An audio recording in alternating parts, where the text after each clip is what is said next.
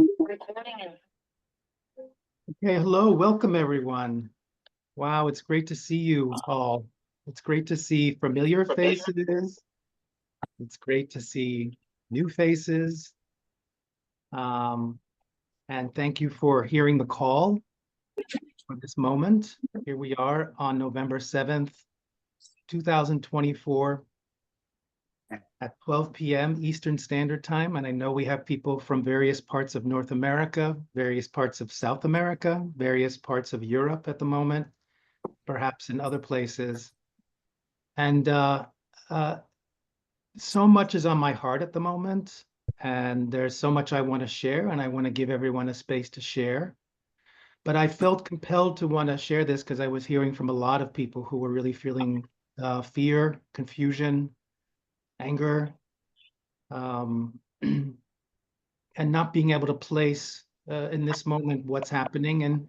And for many of you who know me, Uh, one of the crucial things at this time in a world that is really good at keeping us dysregulated and isolated is anything that we can do to find within ourselves a certain level of inner peace and nervous system regulation.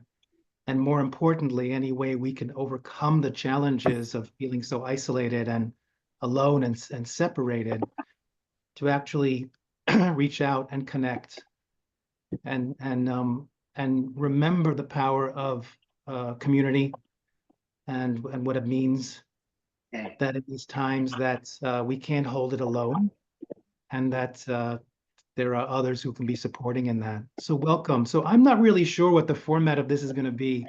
I would like to just give a context of what this is. At the same time, I have various perspectives on my own of what I think is unfolding at this moment from a global perspective, from an historical perspective, and we'll see if there's room for that.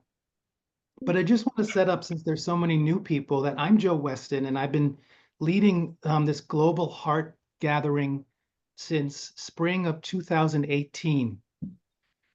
We were doing it every week until about a year and a half ago, and then we went to once a month.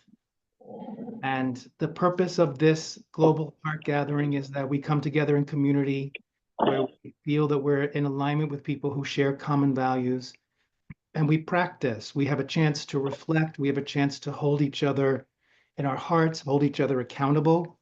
We have a chance to practice together with this philosophy that I have and that I see unfolding at this moment. And actually, I've been saying for almost 20 years now is the bad news is that the systems as we currently know them are crumbling. And the good news is that the systems as we currently know them are crumbling. And as a theoretical idea, that sounds great. And I've been involved with different kinds of community, spiritual communities, personal growth communities around the world for now since the 80s. I'm an old guy now, so I can like the decades ago, in the olden days, uh, and seeing trends. And I remember in the mid 80s, everyone was talking about this joyous thing that was this breakdown of systems that were coming and dancing and joyful about it. And now we're in it. And we're not dancing as hard as we did in the 80s. Well, for various reasons. The bones are a little different and the joints are a little different. But simply with this idea, this is when we said that we were waiting for an awakening. And for something to be born, something needs to die away. And we're in it. We've been in it for a while. And that doesn't mean that we can't have our feelings, and it doesn't mean, and I try to do this without right or wrong. It's simply a context that the media is doing its job really well. The world system and the media, which is to keep us dysregulated and to paint a picture of our world that is very oppositional, well, very much friend and foe, very much victim and perpetrator, very much in the polarities, which I talk about a lot in my book, Fierce Civility. And while a lot of that is accurate, there's an enormous amount of awakening that's happening on this planet that is not being projected in the media because it's not sexy to them. It doesn't sell. There's no profit in it. I find it sexy. And I think a lot of people here find it incredibly sexy.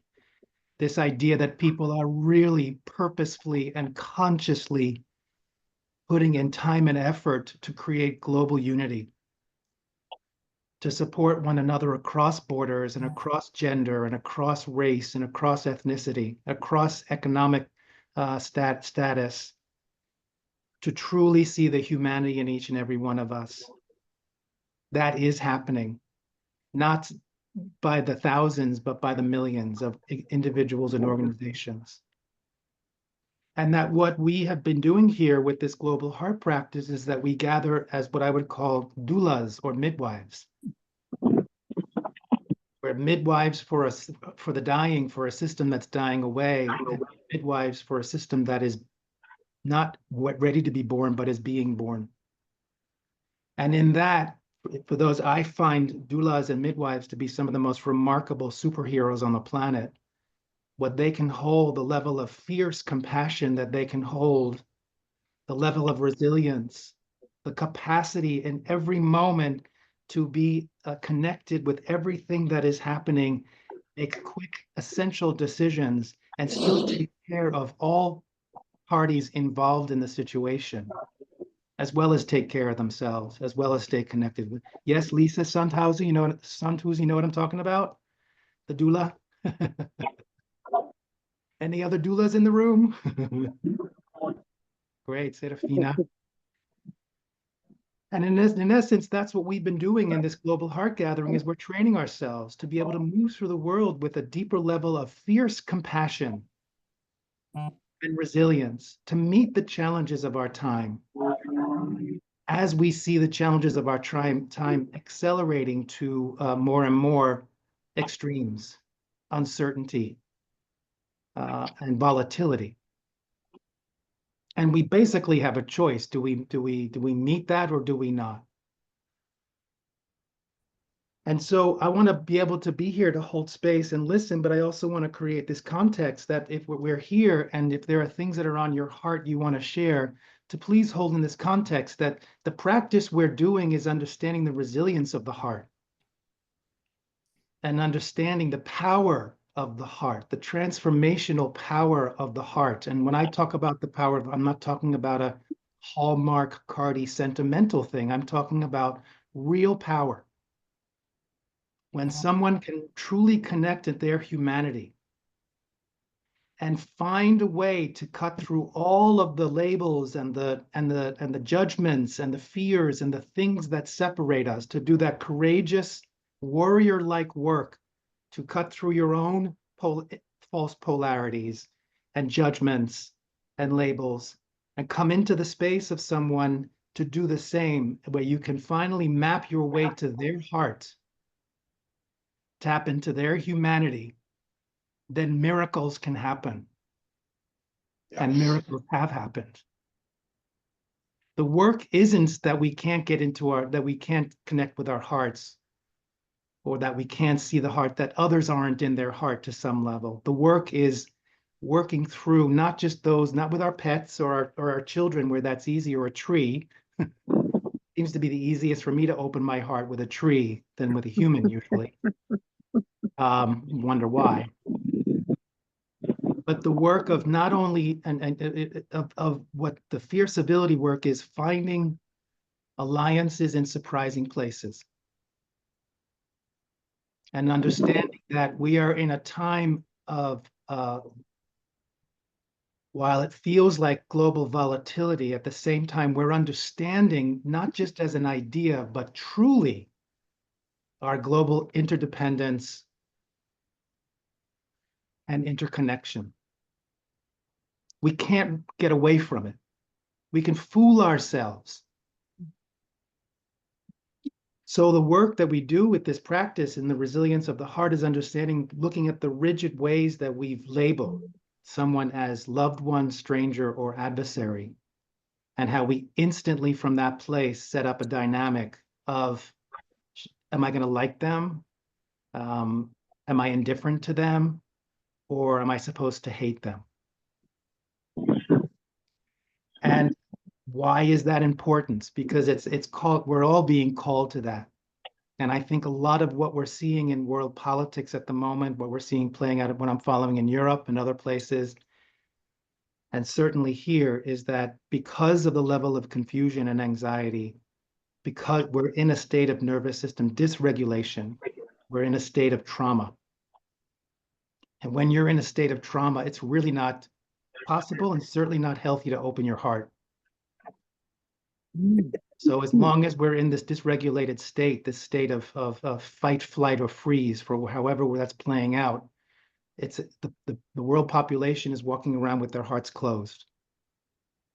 And we wonder why we're not seeing more reconciliation and healing, more unity, more finding alliances in surprising places.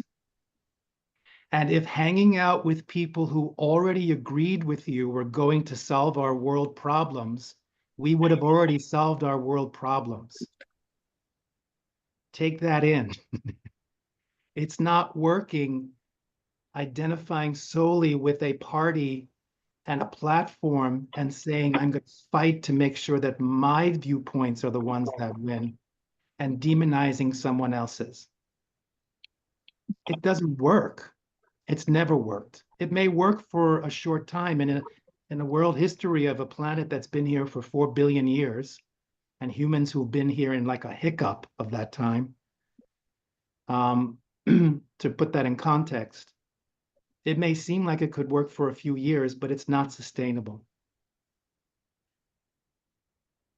And so the offering here is to realize that if we truly want to do the noble work and the courageous work and the warrior work, how can we stretch our hearts in a safe way, in a way that doesn't burn us out, so that we can hold more of our loved ones in our heart, but more importantly, we can find a different way of addressing our adversaries.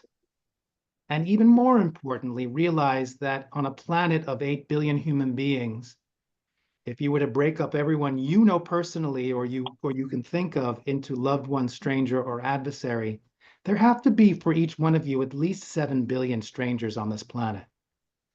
I'm going to guess, give or take a few 100,000.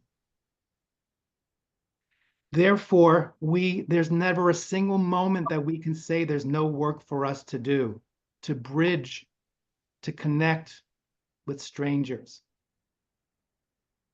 And when we do that, we find that we may not have the resources or the energy or the desire to build a bridge with our adversaries. For some of us culturally, there's this just like, there's no way I'm going to do that, and it's not my place, and I honor that. And that's kind of in the polarity. It's like loved one and stranger, love thy enemy, loved one and an adversary, love thy enemy. It's not safe, and it may not be necessary or clever to try to build a bridge with your adversaries.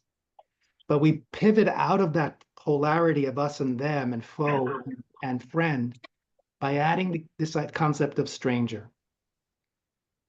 And with compassion and curiosity, which means when you're sitting on a bus or you're engaging at the supermarket, there's always someone to engage with, and you never know what that connection can lead to. They may be your adversary, but you won't know that until you meet them. And what you will probably find is that there's a lot more people on this planet that fill the place of not just loved one and not just adversary, but many people who hold different views than you do, but also understand the importance of this time to resonate and connect from a heart-centered place, who understand that this lack of civility and fighting is not working. And that it's possible. Believe me, it is possible. You know why? Because 10 or 15 or 20 years ago, everyone was doing it. That it's possible to sit at a dinner table with your family, people who have different viewpoints, and still love each other, still have a fun time, play stupid games, get nauseous from all the food you're eating, whatever, same old patterns. So what's happening now hasn't always been like this, and therefore it won't always be like this. It can't. And my worldview is that for many of you who share the similar view, and we practice this, it's this idea of if you look at the energies, the ebb and flow of the tides, expansion and contraction of the universe itself, birthing. What gives me hope is that we're in a pretty contracted time. With anybody who would say that we're not in it's pretty contracted. So the idea for me is that the more contracted it gets, the more potential there is for expansion. And as many of you know, and have even taught me and coached me, to trust that in that contraction is where healing happens, reconciliation happens, all the resources you need to move into that expansion, which can lead to new solutions that we haven't even imagined yet, and new possibilities. So there's more I can share, but I just wanted to offer that. And if we're compelled to, I would love to lead us in a practice around this idea of softening the rigidity around our hearts, to be able to cultivate that fierce compassion, to hold more beings in our hearts. And I focus on human beings because we're the ones making the mess of it on this planet. So I think I'm going to go right to the source. And my feeling is that if we can find a way to remember how we are interdependent and interconnected, that we will do what I truly believe is our purpose on this planet, not to rule over the world and its creatures, but to be loving stewards to all of the planet's creatures and the planet itself. To just consider what if that was our true purpose for having awareness, the gift that we were given to be stewards and protectors and nurturers. So I would like to do a short practice just to maybe get us more in our hearts and our bodies, if you're willing to play along. Like I said, if you're open to it, if you can turn on your what do you call those things? Your cameras, so we get to engage with more of you. And in this practice I'd like to do with you, there's no right way to do this or wrong way to do this. It's about finding your way. And it's a way of coming into deeper resonance. So I start with what I call power sit. So it's for some of you probably all know this on some level. Oh, I see a four-legged. We love when the four-legged show up. Thank you. Hey, Joe, could people mute who are not you? Because there's a lot of noise coming in. Okay. Yeah. Thanks. You wouldn't mind, that would be great. Thank you. So sitting in a way, so in this practice we do that we've been doing on a regular basis, for those who come on a regular basis to the Global Heart Gathering, we're cultivating fierce compassion and resilience. And the definition that I use for resilience, when you are resilient, you are in a sweet balance, your sweet state of presence, awareness, balance, and flow. Just feel into that for a moment, this idea of imagine walking through the world regardless of the externals, to be able to hold on to this sense of being fully present, aware, and more importantly, to maintain a balance regardless of the external circumstances and flow. Both of them being dynamic and being static at the same time. Imagine, I think that maybe balance is the still place of flow, and flow is the moving place of balance. To meet our challenges with grace and skill. So sitting in a way where you can cultivate that most presence, awareness, balance, and flow with your spine straight without being rigid, elongating from the back of your neck. Let it so that you're fully elongating all the way up through the top of your head, tucking your chin in a little bit. Relax your shoulders, relax your jaw, relax your belly. Power sit. Bringing your attention to a spot in your lower belly, which I call your center. Many of you must know this, probably know this from different traditions and practices. Place in your lower belly where I would identify that it's approximately the width of 3 fingers below your navel and 1/3 of the way into the body. The foreleg is going to have to determine that in a different way, but they know what I'm talking about. So bringing your attention now to a spot approximately the width of 3 fingers below your navel and a third of the way into the body, from the front of the body. Placing your full attention on that spot as you remain in power sit, what I would call your center of gravity.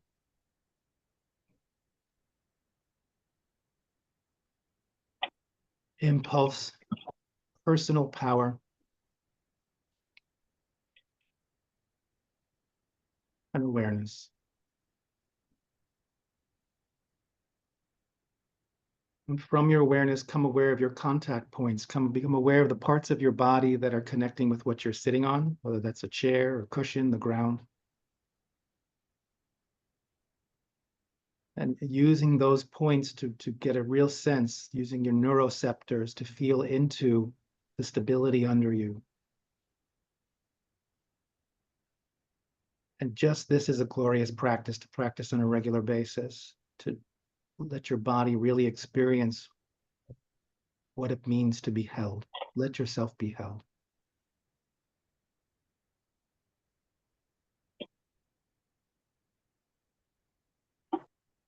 Breathing deeper down through the floor that you're sitting on. If you happen to be outdoors, then you're already a step ahead of me. Just imagining the lands under you, taking a moment to honor the lands under you, the sacred lands that have been being cultivated for millions of years.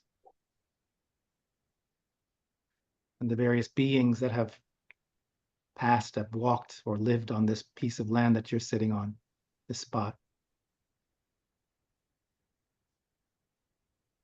And cultures and tribes that have stewarded this land in such a sacred way. Honoring them.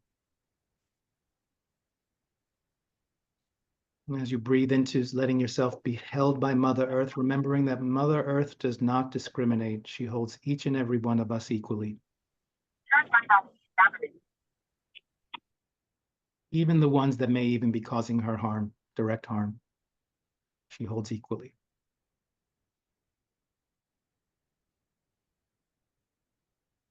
So rest in that being held. Give your nervous system a break. Give your whole being a break.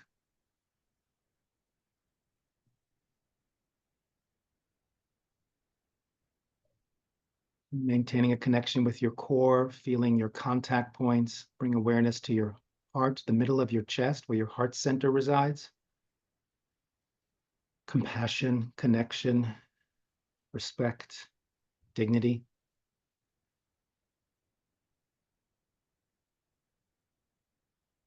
And with your feet on the ground or your contact points on the ground, focusing in your center, connecting with your heart, take a full deep breath in through your nose and out through your mouth.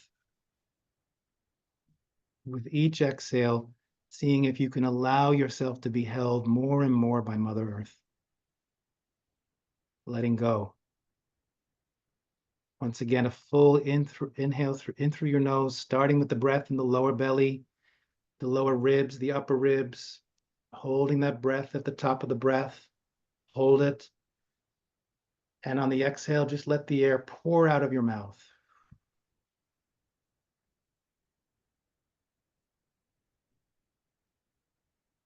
Taking another deep breath in, even slower. All the efforts on the inhale.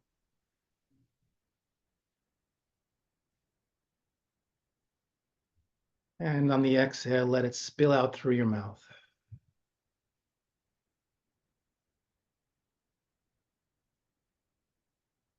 Take a moment now with this from your center and from your heart to connect with yourself, showing yourself grace, compassion. From your center and from your heart, connecting with your surroundings, showing gratitude for the privileges you have with all the things around you, the privileges you have in this moment to get on a Zoom call, to connect.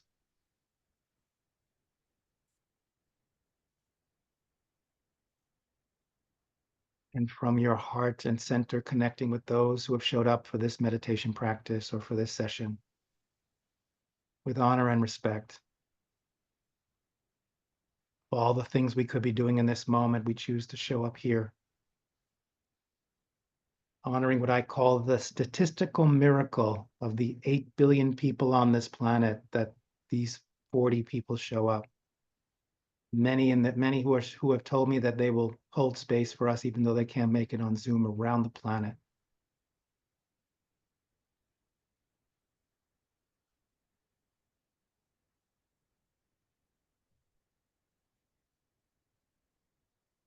And taking one more final breath as you're connecting with self, surroundings, and others.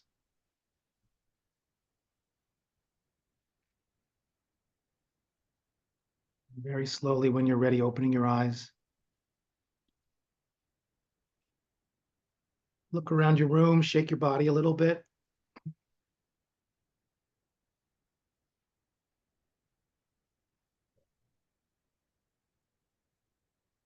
If anyone has any things you want to reflect of what came up for you in that practice, or I'd like to just open it up if anyone has any questions on what I've said or comments.